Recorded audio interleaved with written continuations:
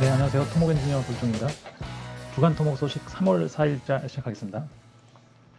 KSC 탑스토리는 지금의 토목은 위기, 기회로 만들어야 라는 토목학회 회장님 인터뷰 기사입니다. 토목인들의 혁신적 마인드 전환 필요해 라는 부제가 붙어 있고요. 약간의 등락은 있었지만 10년 이상 지속적으로 진행돼 왔다. 이 위기가 10년 이상 지속되어 왔다고 지금 얘기를 하고 계시고요.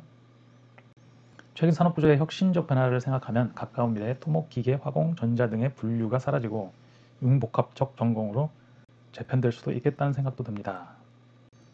젊은 회원들이 많이 줄고 있다는 그런 얘기도 좀 있고요. 미래 인프라 분야는 어떤 방향으로 전개될까요? 기후위기 대비한 인프라 건설 및 관리가 중요함과 더불어 노후 인프라에 대한 국가 차원의 중장기적 대책이 필요한 시기다. 스마트 건설, 스마트 인프라 뭐 이런 얘기들이 있는데 이게 어떤 걸 의미하느냐. 디지털과 연계한 융합기술에 대한 이해와 이를 적용하려는 적극성이 필요하다. 토목학회와 토목인의 이미지 구축이 매우 필요할 거라고 보인다는 질문에는 국내 방송사 등에 제작된 토목과 인프라 분야에 관한 영상물을 링크하고 쉽게 접근할 수 있도록 하고 뭐 이런 홍보 차원이죠. 그런 것들에 대한 얘기가 있었고, 국회 건설 인프라 포럼 활동, 최종적으로는 대통령실 산하에 국가인프라위원회를 설치하는 것을 추진하고 있다. 뭐 이런 내용들로 인터뷰 기사가 올라왔고요. 한 번씩 보시면 될 것 같습니다. 학회 소식은 첫 번째 게 이제 한양 도성 순성이 있거든요. 이게 토목의 날 전주에 한양 도성 순성을 하거든요. 왜냐하면 이게 토목의 날짜가 이제 3월 30일로 정해졌었는데 그 당시 3월 30일로 정해진 게 한양 도성을 완공한 날이 아마 3월 30일이었던 것 같아요. 그래서 그 역사적으로 고증을 한 거고, 그래서 그 전주에 3월 23일 날 한양 도성 순성 행사가 있고, 요거 참가 신청을 하시면 선착순 100명이고 그 다음에 중식 제공, 뭐 이런 가족 동반 가능, 뭐 이런 내용이 있습니다. 영문 논문집 3호로 목차가 올라왔고요. 그 다음에 요거는 지난주에 한번 다뤘던 내용인 것 같고, 그 다음에 사이언스입니다. 첫 번째 요 그 수중에서 3D 프린터로 콘크리트를 타서라는 요 내용은 지난주에 다뤘던 내용이고요. 지난주 주간 토목 소식에서 다뤘던 내용이고, 그 다음에 두 번째 요거 보겠습니다. 이게 우리 주간 토목 소식에서 몇 번 다뤘던 그 내용인 것 같은데, 우리가 수소를 화학적으로 만들어내는 방법도 있지만 땅 속에 묻혀 있다는 얘기거든요. 그래서 그 양이 엄청 나서 5조 톤, 인류가 1만 년간 쓸 양이라고 그러는데, 그래서 요거를 이것도 채굴이라고 해야겠죠. 채굴, 시추 뭐 이런 용어를 쓸 것 같은데, 아무튼 한국에서도 국내에서도 천연수소 탐사가 진행되고 있다. 한국소조공사 하고 있네요. 지난해 4월 전국 5개 지점에 측정 장치를 설치했다는 얘기예요. 뭐 이것만 나오면 진짜 엄청난 거겠네요. 그죠? 수소가 다른 화석연료와는 달리 청정 에너지로 인식받고 있기 때문에 뭐 알이, 백이니 뭐 이런 거 다 해결할 수 있을 것 같은데, 아무튼 뭐 이거를 채굴하는 과정에서 그 경제성 이런 것도 중요하겠죠. 뭐 채굴의 기술적인 것도 문제지만 일단 생산성이 맞아야 되는 거죠. 그죠? 자, 그 다음은 이제 지난번에 이제 미국이 달 착륙선을 보냈죠.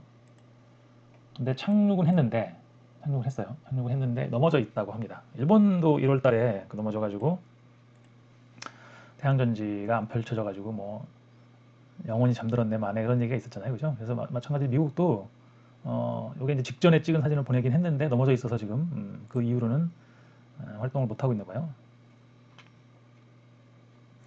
그런 소식이고, 요 끝에 가보면 일본 지난번에 넘어졌던 일본 착륙선이 깨어났다. 그죠? 인류주선 한낮 열기 식으면 활동 재개.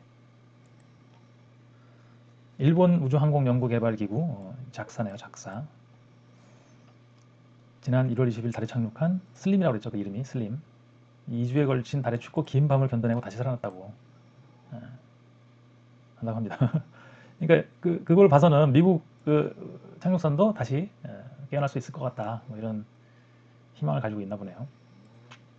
자, 그 다음에 건설 분야입니다. 건설 분야. 서울시 지상철도 지하화 철도부지 상부 개발 구상안 착수한다는데, 요게 서울시에 몇 개의 지상철이 있어요. 경부선도 있고, 뭐 경인선도 있고, 경의선, 그다음에 경원선, 뭐 경춘선, 중앙선 이렇게 있는데, 요게 제가 그 철도를 이제 지상철을 지하화를 하고 그 지상으로 다니던 그 땅을 아마 개발을 할 것 같은데, 철도가 그래서 폭이 얼마나 되는지 제가 한번 측정을 해봤습니다.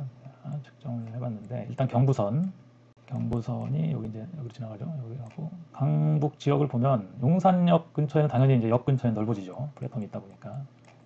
그래서 용산역하고 남영역 사이 이 정도를 한번 볼게요. 이 정도.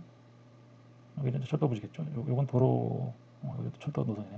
여기서 여기까지 한번 재보면 될 것 같아요. 대충 얼마나 되는지. 여기까지 약 30m 정도 되네요. 많이 잡으면 35m 정도 될 것 같네요. 그죠? 35m 정도 되고, 요거는 좀 넓은 경부선이니까 노선이 많으니까 복선에 복복선, 복복복선 이럴 거 아니에요. 그 다음에 경원선이죠. 경원선. 요것도 한번 재보면 여기 역을 지나서 서빙고역이네요. 서빙고역을 지나서 일반적인 구간, 여기에 폭을 한번 재보면 이 정도 재볼까요? 한 14m, 15m 정도 될 것 같네요. 그죠? 그래서 이런 땅들을 이제 여기 기사에도 나왔지만 경춘선 구간 이렇게, 경의선이네. 경의선 구간 이렇게 숲길로 만들었잖아요. 그러니까 이게 숲길로 만들지 않고, 그죠? 이제 개발을 하면은 이제 공사비를 해소할 수 있는데, 이 공사비가 꽤 많이 들겠죠, 당연히. 지금 있는 지상 구간을 땅으로 넣으려고 그러면 터널을 다 파야 되는데 공사비가 엄청나겠죠, 그죠? 그러면 이 땅을 팔아서 개발을 해서 그것을 이제 공사비를 충당할 수 있느냐, 이런 것들이 아마 연구가 돼야겠죠. 자, 그 다음에 현대건설 불가리아 원전 수주. 요거가 현대건설이 불가리아에서 원전을 수주했다는 거죠. 2009년 바카라 원전 이후 첫 해외 원전 수주인데, 우선 협상자가 됐고 요거를 협상을 해서 이제 계약을 하면 되는데, 원전 2기를 추가하는 거네요. 2기를 추가하는 거고, 약 18조 원인데, 이게 뭐 현대건설 지분이 100%는 아니겠죠, 그죠? 당연히 뭐 그 나라 업체도 있을 수 있고, 뭐 그다음에 이런 원전이나 이런 거는 뭐 그 중요한 그 기계 부품, 부속 뭐 이런 것들은 또 그 외국에 많이 의지를 할 거예요. 그죠? 제너레이터나 뭐 그죠? 그런 건설 외의 기계를 이제 프로큐먼트 할 텐데, 그런 것들은 뭐 독일이나 뭐 미국 이런 강자들이 있죠. 거기를 구매를 해야 되니까 순수 수주액은 얼마인지 뭐 이거보다는 조금 줄어들 수는 있겠죠. 자, 아무튼 원전을 수주에 가까이 왔다, 이런 기사입니다. 자, 그 다음에 검단 아파트 주차장 붕괴 사고에 대해서 국토부가 8개월 영업 정지를 때렸는데, 그죠? 건설사 5곳에 8개월 영업 정지를 행정 처분을 했죠. 그런데 법원에서 이 가처분 신청이 이제 받아들여졌습니다. 인용이 됐습니다. 그러니까 이 얘기는 뭐 행정 처분이 잘 됐다 잘못됐다 이걸 판단한 게 아니라, 가처분이라는 게 원래 그렇거든요. 이게 시급성, 그러니까 이게 그렇게 시급한 거냐, 본안 소송을 통해서 이게 합당하냐 안 하냐 이걸 따져보고 난 다음에 영업정지를 이제 효력을 시작해라, 뭐 약간 그런 의미거든요. 그러니까 연기가 되는 거죠. 어떻게 보면 소송하는 동안에. 뭐 소송이라는 게 뭐 대법원까지 가면 이제 꽤 시간이 걸리고, 보통 이렇게 영업정지 처분을 받으면 무조건 소송을 합니다. 가처분이 받아들여지는 경우가 상당히 많고요. 그래서 실제로 본안 소송으로 가서 최종적으로 판결을 받을 때까지 시기를 조정할 수 있는 거죠. 왜냐하면 이제 항소를 할 거냐, 상고를 할 거냐, 뭐 이런 것들을 판단하면서 뭐 이렇게 적절한 시기를 조정을 보통은 하죠. 좀 장기전이 되겠죠, 당연히. 자, 그 다음에 주식은 엔지니어링 사업대가 현실화 실현될까라는 기사입니다. 이게 지금 엔지니어링 사업대가 현실화라는 말이 나오는데, 이게 뭐냐면은 기재부의 예산안 편성 지침이라는 게 있어요. 모든 국가 정부가 하는 일은 예산을 받아서 하는 거잖아요. 예산을 책정해갖고 그 전해부터. 그러다 보니까 거기에 있는 설계비 요율이 좀 낮게 돼 있다. 그래서 그걸 상향을 추진하고 있다는 얘기거든요. 이게 뭐냐면 요 표를 보면 이제 빨간색은 차이가 많이 나는 거고, 이쪽 하얀 건 차이가 안 나는 건데, 뭐냐면은 산업통상자원부 엔지니어링 사업대가 기준 상해 설계 요율 대비 기획재정부 예산안 편성 지침상 설계 요율 수준 비교한 거죠. 엔지니어링 협회에서 이제 비교를 한 겁니다. 이게 엔지니어링 산업이라는 게 국토부 에서 먼저 시작한 게 아니라 산업통상자원부에서 산업부법이에요. 엔지니어링 법이. 근데 거기에 요율이 있는데 그걸로 해서 설계비가 얼마다라고 책정을 해서 발주를 하는데 그거 말고 그 전에 예산을 받을 때 기재부 예산 편성 지침에 있는 걸로 예산을 책정을 하는 거죠. 자, 예를 들어서 국토교통부 부산청이 발주를 하려고 그래요. 그러면 그 전해에 벌써 2023년에 예산을 편성받았을 거 아니에요. 이때 설계비가 어떻게 예산이 책정되느냐면은 기재부 예산 편성 지침 예산안 편성 지침으로 설계비가 예산이 책정돼서 부산청한테 이제 가는 거죠. 2024년에. 그럼 2024년에 발주를 해야 되는데 부산청에서는 설계비를 어떻게 계산하냐면은 엔지니어링 대가 기준, 엔지니어링 산업법에 있는 엔지니어링 대가 기준을 산출한단 말이에요. 그래서 이거하고 비율이란 얘기예요. 예산 받은 거하고 실제 집행하려고 사업비를 뽑아보니까 이렇게 나왔다는 얘기인데 그게 적은 금액일수록 공사비가 적은 걸수록 빨간색이 진할수록 이제 적다는 얘기죠. 그죠? 예산이 실제 엔지니어링 사업 대가 기준으로 산정한 것보다 훨씬 적다. 공사비가 10억에서 이렇게 보통은 뭐 토목공사 같은 경우에는 뭐 적어도 한 이 정도 막 되지 않나요, 그죠? 이 정도 돼 있을 것 같은데 거의 한 80%, 70% 분야별 다르네요. 도로, 철도, 기본 설계하고 실시 설계하고 다르네요. 그래서 차이가 있다. 그래서 그걸 이제 기재부에다가 올려달라고 이제 주장을 하려고 이런 연구를 했고 그 결과가 차이가 있다. 그래서 그걸 올려달라고 주장을 하려고 하는 거죠. 그러니까 공사비가 적은 거 소규모 프로젝트에서는 형편없이 적다라는 얘기예요. 실제로 우리들이 뭐 장사를 해도 그렇고 공사를 해도 그렇고 금액이 크면 클수록 마진율이 높은 거잖아요. 금액이 커서 이제 마진이 높은 것도 그렇지만 율로 봤을 때 왜냐하면 투입 인원이나 이런 게 적은 프로젝트라고 투입 인원이 확 주는 건 아니에요. 비례로. 그래서 설계비 대가 기준을 보면은 이쪽으로 갈수록 요율이 낮고 금액이 커질수록 요율이 낮고 적은 쪽으로 갈수록 작은 규모의 공사일수록 요율이 높게 돼 있거든요. 당연한 거겠죠, 그거는. 자, 그래서 현실화가 되면은 좀 업계 사정이 좀 나아질 수도 있겠죠. 그렇다는 얘기고. 자, 그다음에 글로벌 소식입니다. 이 중국 교량 무너진 거 있잖아요. 바지선이 교각을 들이받아서 게르보 형태로 올려져 있던 한 스판이 통째로 떨어진 거. 요거는 지난주에 다뤘던 거고 제가 영상을 따로 만들기도 했죠. 자, 그다음에 이제 글로벌 뉴스 두 번째는 로보틱 엔지니어즈 move from 리버타임 더 핸들링 레이스. 그러니까 현장에서 로봇으로 철근 조립하겠다 그런 얘기입니다. 그러니까 지금까지 우리가 뭐 스마트 건설 뭐 그래가지고 프리캐스트를 많이 밀었거든요. 프리캐스트 뭐 OSC 그래갖고 오프사이드 OSC 오프사이드 컨스트럭션 그래갖고 프리캐스트 공장에서 만들어서 가져와서 조립만 하겠다 현장에서 약간 그런 그 쪽으로 많이 이제 연구도 하고 있고 그런데 이 회사는 지금 그냥 로봇을 만들었어요. 철근을 조립하는 로봇. 사실상 어떻게 보면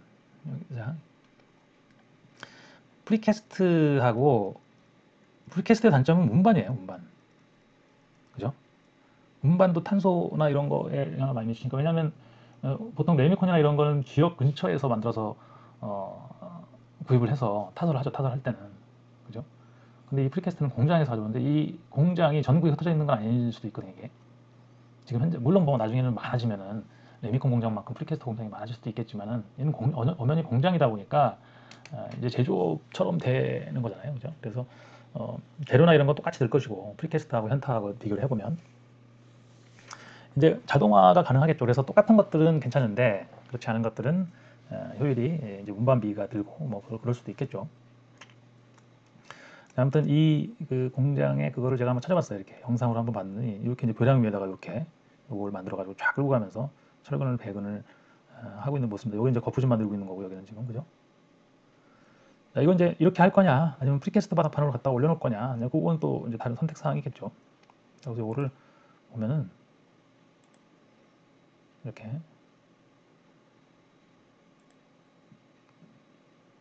밤에도 할 수 있다. 야간 작업도 가능하다. 비 오는 날 여기는 비 오는 날이에요. 아까 비 오는 날도 가능하다.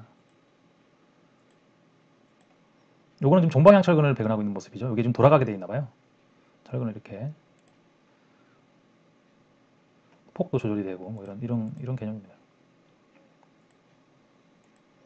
이런 건설 장비들이 사실상 어려운 게 저걸 설치하고 이 로봇을 여기까지 갖고 가서 설치하고 이런 것도 꽤 시간이 걸리고 또 설치를 제대로 했는지 이렇게 테스트하고 이런 시간도 꽤 걸릴 수 있거든요.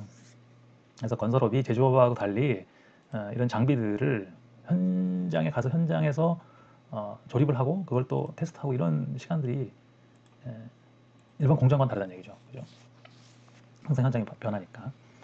자, 그 다음은 이제 바이오 미네랄라이제이션 뭐 이런 건데 저도 이거 조금 봤는데 이게 지금 콘크리트 컬러전 부식에 관계된 얘기인데 우리가 상식적으로는 항상 우리 CL-이온 농도에 대해서 관심이 많잖아요. 철분 부식인데 얘는 지금 보니까 콘크리트 자체의 부식이에요. 여기 보면은 지금 컬러전 레이어가 있고 여기가 트랜지션 존이고 여기는 이제 그 아직 부식되지 않은 콘크리트 지역인데 이렇게 된 상태에서 이렇게 되면은 이제 부식이 확 늘어나나 봐요. 그러니까 미생물들이 붙어가지고 이제 더 깊이 이제 부식을 시키는 건데 이 기술은 지금 여기다가 바이오 미네랄라이제이션 하고 이게 보호막을 쳐가지고 얘네들이 이 바깥에서만 살아 있고 이 안으로 침투해 들어오지 못하게 하는 이런 효과가 있나 봅니다. 그래서 요건 이제 콘크리트 자체에 문제가 생기는 거에 대한 얘기인 것 같습니다. 자, 그 다음에 최신 소식은 이제 뭐 제안서 평가위원, 뭐 기술자 분야 이런 것들이고요. 한번 보시면 될 것 같고, 다음 이제 핫클립입니다. 핫클립인데, 요게 첫 번째 게 메시나 교량, 우리 교량 전문가들 사이에서는 이게 되게 유명한 프로젝트가 상당히 오래됐고, 요걸 보면은 영상을 보면은 이렇게 이탈리아가 이렇게 부추 모양이라고 했잖아요. 그 밑에 여기 시칠리아인데 거기를 연결하는 이제 교량인데 3.3km? 중앙 경관이 3.3km입니다. 엄청나죠.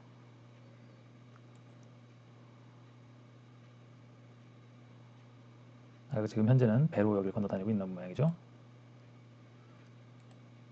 자, 그래서 이게 상당히 오래된 프로젝트고 여기는 3.2km 나가는데 제가 위키피디아에 찾아보면 저게 3.3km라고 나오거든요. 제가 위키피디아를 한번 찾아봤는데 자, 여기 보면 그림이 3.3km로 나와 있죠. 중앙 경관이 뭐 계획이니까 지금 뭐 계속 바뀔 수 있죠. 그래서 이게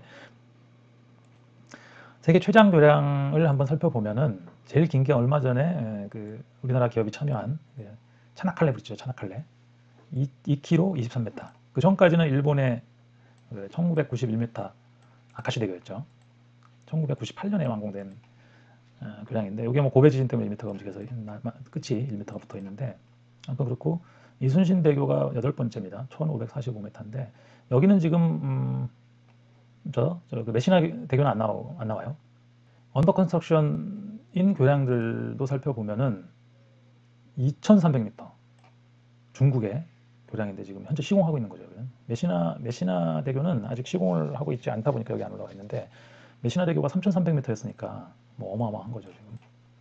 그 다음에는 일본 얘기인데 할로윙 마운틴을 안에를 뭔가 비우고 있다, 파내고 있다는 얘기죠. 그래서 요걸 영상을 보면은 이렇게 이제 공사하고 있어요. 일반 터널 공사 현장 같은데 이 뒤쪽으로 가면 뭐 이런 게 나와요. 이게 뭐지? 뭐 이런 게 있죠. 뭐 이런 게 있고 물 채워져 있네. 그래서 이걸 살펴보면은 제가 지난번에 한번 소개드렸던 게 이제 여기에 유튜브 확장 프로그램을 깔면 이걸 요약해 주거든요.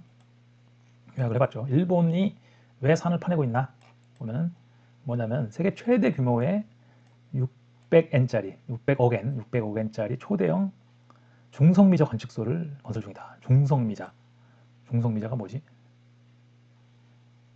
우주를 이루고 있는 물질 중에 하나라고 합니다. 아무튼 뭐 이게 막 핵물리학이나 뭐 우주물리학 이런 쪽으로 가야 되는 것 같은데 그걸 관측소래요. 그래서 이게 크기가 대단하더라고요.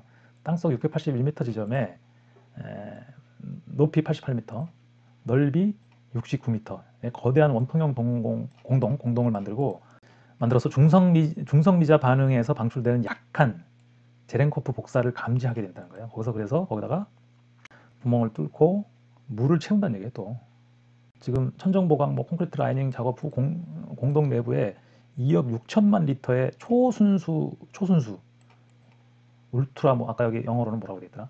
울트라 퓨어 워터를 주입할 예정이라고 합니다. 4만 개의 초고감도 광센서, 아까 그 동글동글한 게 광센서인가 봐요. 2006년에 준공해서 이제 관측을 신호를 포착하게 된다. 그러니까 이 기초 연구에 많이 투자하는 거죠, 일본은. 그죠? 사실 이런 게 별거 아닌 것 같지만 중성미자 연구를 통해 기본 물리 법칙을 이해할 수 있으며 의료 영상기기, 유체 역학, 뭐 월드와이드 웹 등 주요 과학기술 발전에 가능하게 한다. 그렇죠. 뭔가 이게 게임 체인저가 되는 거겠죠. 뭔가 그 요즘 뭐 다 중요한 양각 컴퓨터부터 시작해서 뭔가 게임 체인저들 다 연구를 하고 있잖아요. 그래서 그런 것들 투자하는 것 같습니다. 그 다음에 세 번째 영상은 스카이타워 얘기인데, 뭐 우리나라 남산타워 같은 거겠죠. 뉴질랜드에 있는 스카이타워 요거네요. 뉴질랜드 오클랜드에 있는.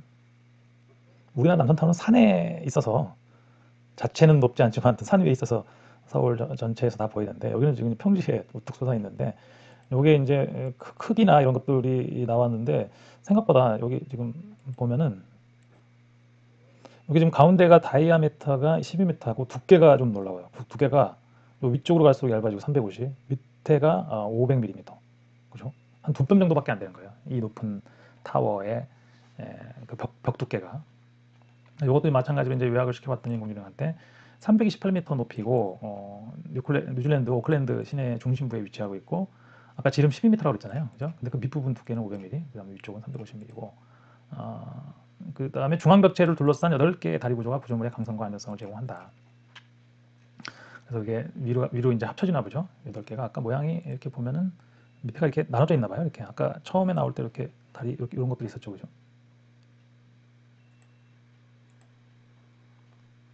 가운데 이게 메인 샤프트가 있고 이런 작은 기둥들이 옆에서 보조를 잡고 위로 가면서 붙어서 이제 강성을 보강하고 뭐 이런 모양으로 되어 있는 것 같습니다. 그다음에 아마 프리스트레스도 도입되는 것 같고요. 다리들은 유압잭으로 500톤의 하중을 강성을 높였다.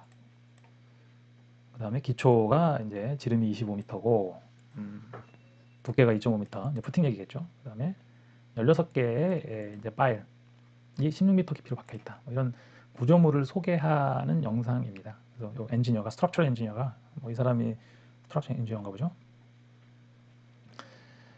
아무튼 그 오클랜드 스카이타워를 구조적으로 설명하는 그런 영상입니다. 자, 이렇게 해서 토목학계 스마트 위클리는 마치고 이제 제가 트위터에 공유한 뉴스들을 살펴보도록 하겠습니다. 네, 제가 트위터에 공유했던 기사들을 한번 살펴보도록 하겠습니다. 2월 26일 날에 TK 신공항 철도 안동까지 연장한다는 연장을 추진하는 거죠. 이 기사를 보면 TK의 신공항을 지금 여기 통합 신공항을 만들고 있죠. 만드는 걸로 좀 추진하고 있죠. 여기에서 저번에 이렇게 동대구에서 의성까지 이렇게 의성까지 요 신공항 철도를 만든다고 나왔었는데, 여기서 추가로 이렇게 중앙선 의성 안동을 추진한다. 복선화 사업을 중앙 철도와 연계한다는 그런 게, 이게 아마 자, 신공항 철도는 이미 2021년 4차 국가철도망 구축 계획에 반영되어 있고요. 현재 안동 영천 간에는 내년 준공을 목표로 중앙선 복선화가 진행 중이다.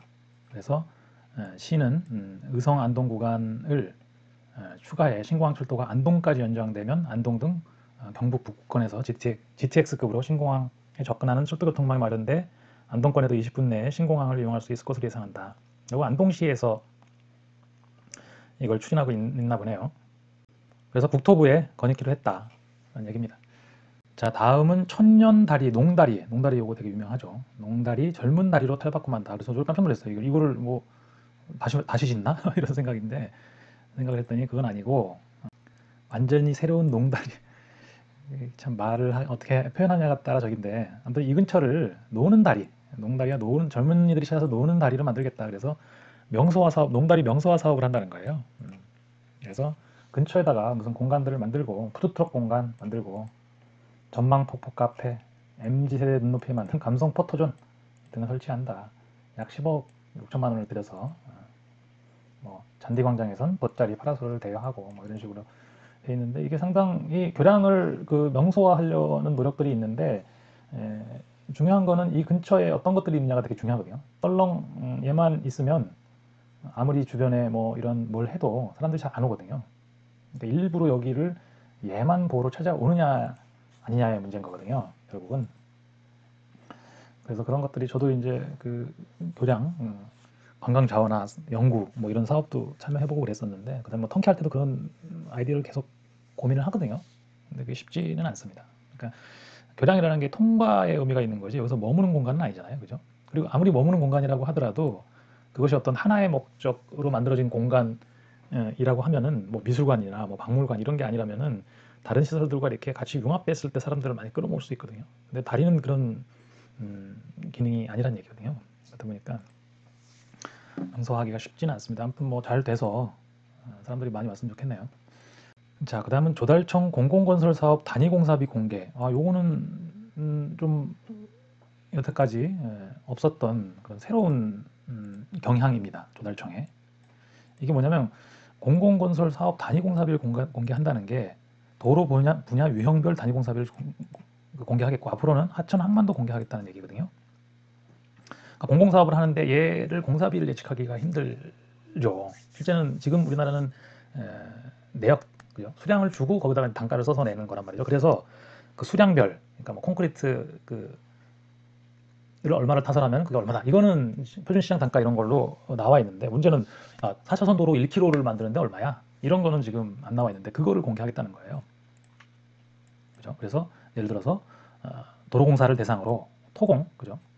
교량, 터널 등 구조물별로 분류하고 교량은 교량 폭, 설계 속도, 차로 수 같은 걸 주요 영향 요인을 조사해서 29일부터 공사비를 공개한다.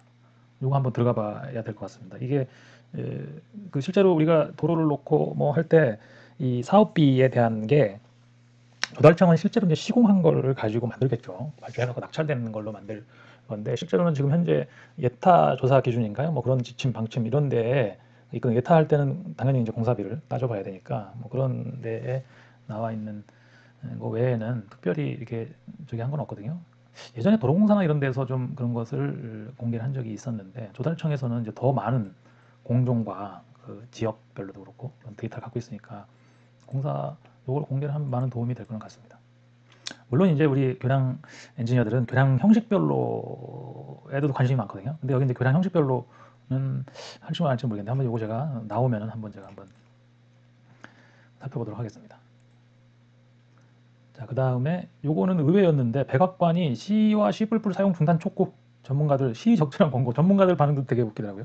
시적절한 권고였다. 그래서 우리가 모르는 사이에 이저 프로그래밍 그 동네가 분위기가 많이 바뀌고 있나 봐요. 이게 무슨 얘기냐면 뭐 여러분들도 C를 배우신 분이 있는지 모르겠지만 C가 강력한 거는 포인터라고 해갖고 이제 메모리에 직접 접근해갖고 뭘 할 수가 있거든요. 뭐 C++도 거의 뭐 그런 수준이고. 그런데 이제 이게 그 가베지 컬렉터라고 하나요? 그러니까 이게 메모리 누수가 생겨요. 그래서 그걸 나중에 뭐 이렇게 마지막에 이제 프로그램을 끝낸다든가 아니면 중간에 그것들을 이제 쓰레기를 회수하는 그런 알고리즘 얘가 갖고 있는데 그게 불안전하고 사용자가 프로그래밍을 하면서 엉뚱한 에러로 어디 접근할 수가 있죠, 메모리에. 그러면 이제 그게 프로그램이 중단되고 막 그러는 거거든요. 그래서 이제 이거를 그만 써라. C나 C++ 좀 위험하다. 취약성을 유발하는 액세스, 여기 이제 써있죠. 바이든 행정부가 버퍼 오버플로우 및 기타 메모리 액세스 취약성을 유발하는 프로그래밍 언어는 벗어날 것을 촉구했다. 그죠? 메모리 안전 프로그래밍 언어를 써라라고. 근데 여기서 보면 이제 그 러스트를 얘기하고 있는 것 같아요.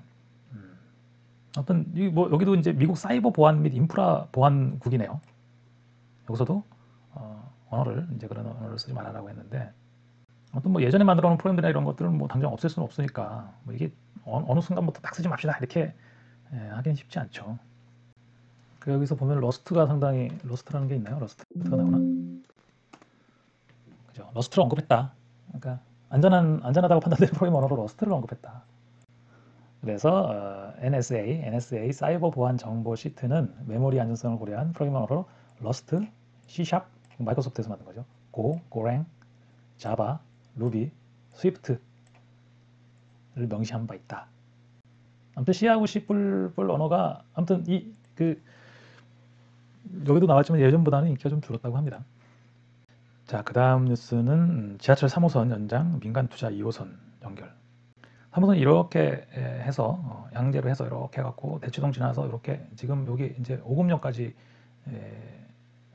와 있잖아요, 그죠? 이거를 연장해서 아래쪽으로 좀 이렇게 연장해달라고 이제 성남시나 이런 다른 시들이 제안을 했었는데 이제는 이제 바꿔서 전략적으로 민간 투자를 해갖고 2호선에다 직접 연결해달라. 어차피 3호선이 좀 그쵸. 3호선은 좀 애매하거든요. 그러니까 어차피 수서로 연결할 거면 예전에 이제 수서에서도 뻗어져 나와갖고 이렇게 3호선 연장으로 이렇게 가려고 하다가 요즘에는 이제 이거를 야, 그러지 말고 종합운동장으로 연결해 버리자. 그럼 이제 9호선하고도 만나고 2호선하고도 만나겠죠. 9호선은 그죠. 그래서 이제 그렇게 전략적으로 바꿔서 성남시장이 이제 기자회견을 했는데 어찌됐건 수원, 용인, 화성, 성남시 4개 시가 공동으로 추진하고 있었죠. 지하철 3호선 연장을 민간 투자로 해서 2호선과 연결하는 신규 노선 건설 방식으로 대안으로 떠올랐다라는 얘기죠. 예전에 이제 여기 수서역에서 뻗어져 나오니까 이거 연장이죠, 그죠? 3호선 연장. 마치 이제 5호선이 천호역에서 이렇게 양갈래로 갈라지는 것처럼 3호선이 여기서 이제 양갈래로 갈라져서 하나는 오금역 쪽으로 해서 이렇게 가고 그다음에 하나는 이렇게 아래쪽으로 가는 이런 걸로 추진하다가 뭐 굳이 3호선에다 붙이냐, 3호선을 갈아타는 역으로 수서역을 통과해서 종합운동장에다 갖다 붙이면 훨씬 더 이제 이쪽 지역에 있는 시민들이 서울 도심권 접근이 훨씬 편해지겠죠. 국가 재정이 아닌 또 민자 투자 방식으로 진행될 경우 예비 타당성 조사가 생략되는 등 건설 기간이 대폭 단축될 수 있다. 그래서 그렇게 추진하고 있는 모양이네요. 자, 그다음에 뭐 이거는 제가 그 지난주에 영상으로 만들어서 올렸던 건데 PDF 파일을 다운받아가지고 그걸 가지고 엑셀로 변환하는 과정에서 그 PDF 파일의 그 스트럭처를 확인해 볼 필요가 있다. 왜냐하면 그 스트럭처가 이상하게 돼 있으면 아무리 뭐 인공지능이 테이블을 만들고 싶어도 못 만드는 거죠. 테이블 형태가 아니니까. 그럼 확인하고 먼저 작업하는 게 좋겠다. 뭐 그런 결론을 제가 내렸었는데 최종 결론은 그겁니다. 그냥 RPDF로 엑셀로 만드는 게 더 편하겠다. 인공지능보다. 그리고 엑셀에도 그런 기능이 있더라고요. 요즘에 이제 그런 기능들이 많이 좋아져서 굳이 인공지능을 쓰기보다는 그런 걸로 엑셀을 만든 다음에 그 엑셀을 인공지능에다가 주고 뭘 하는 게 제일 나을 것 같다는 생각입니다. 자, 그 다음에 요거는 이제 안전등급 D 이하 위험 저수지 544곳.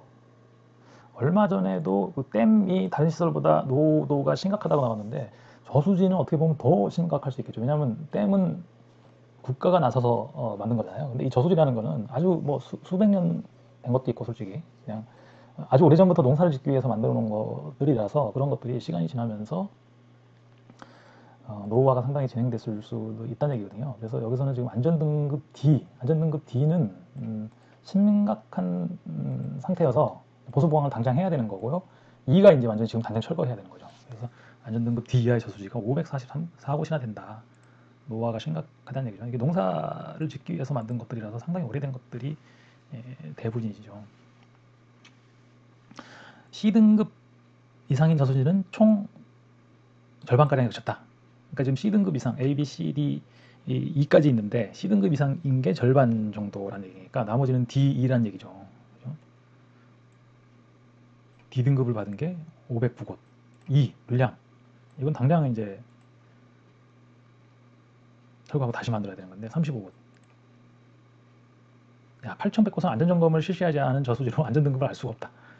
예, 그러니까 이게 그 한국의 그 이 시설물 를 관리하는 방법 중에 가장 잘못된 게 뭐냐면 제 생각에는 규모를 가지고 판단한다는 거예요. 그러니까 뭐 우리 등급을 나눠 갖고 뭐 등급을 나눈다는 거죠. 등급.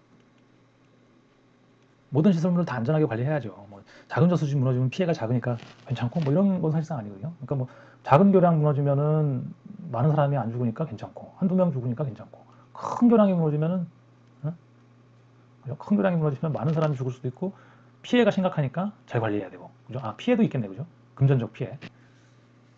뭐 그런 거잖아요. 뭐 여기는 한두 명 죽고 여기는 뭐 한 100명 이상 죽을 것 같다. 그럼 열심히 관리해야 된다. 얘는 뭐 관리 안 해도 된다. 뭐 이런 개념이 지금 우리나라 시설물 유지 관리하는 그 법 제도 중에 가장 잘못된 부분이라고 보거든요.